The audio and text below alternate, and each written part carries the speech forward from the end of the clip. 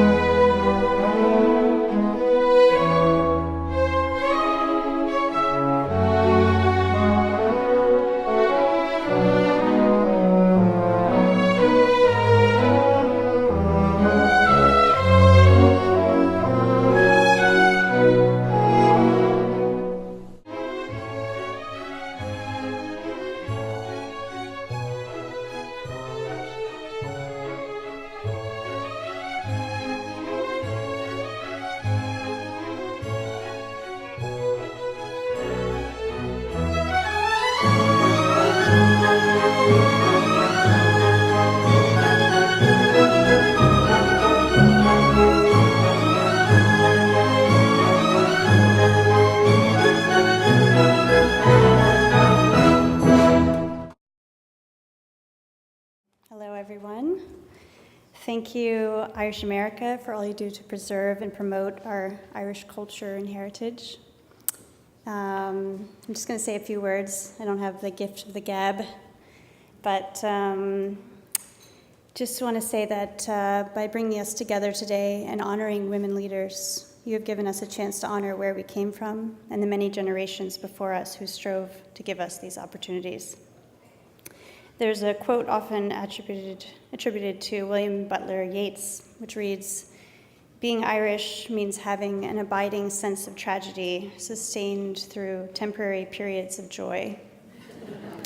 That is often the experience of ballet, the thrill and joy of dance, helping to convey a tragic tale. And I think that our Irish culture keeps us alive to the music and the magic and the melancholy of this world.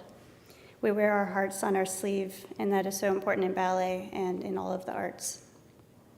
Being awake in the present and knowing that despite the sadness of the past and the unknowability of the future, we are here now, today, we are alive, and we can dance. We can also persevere. There's an old saying which describes the experience of many Irish immigrants who arrived here last century. It goes, I came to America because I heard the streets were paved with gold. When I got here, I found out three things. First, the streets were not paved with gold. Second, the streets were not paved at all. And third, I was expected to pave them. The realities of American life were harsh, and the discrimination often ran deep, but they persevered. The men did pave those roads, build the railroads and buildings, and spend long hours in factories. And so did the women. In fact, according to National Women's History Museum, we were the only nation who sent more daughters than sons. From 1820 to 1860, Irish were 1/3 of all new arrivals to the U.S., and during the famine, we were nearly half of all immigrants. By 1900, 53% of those Irish immigrants were single women, the majority of whom worked as maids, cooks, nannies, or housekeepers. This was almost always backbreaking, unheralded work, but they persevered. In the 21st century, echoing the comments of these beautiful speakers, thank you so much, Ambassador Anderson, and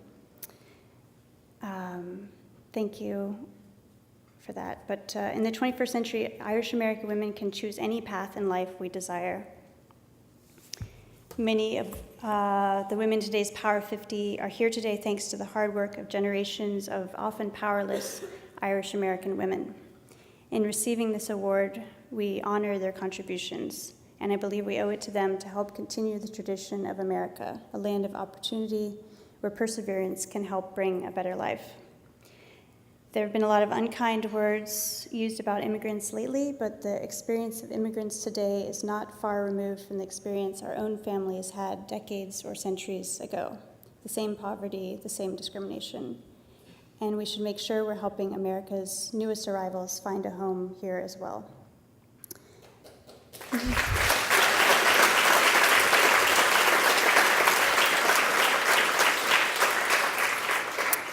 Because today's immigrants are tomorrow's ballerinas and business leaders, doctors and presidents. Their experience was the Irish experience, and they deserve the promise of America as much as we do. Thank you, and thank you again to Irish America. In traditional Irish form, let me conclude with a toast. May you have warm words on a cold evening, a full moon on a dark night, and a road downhill all the way home.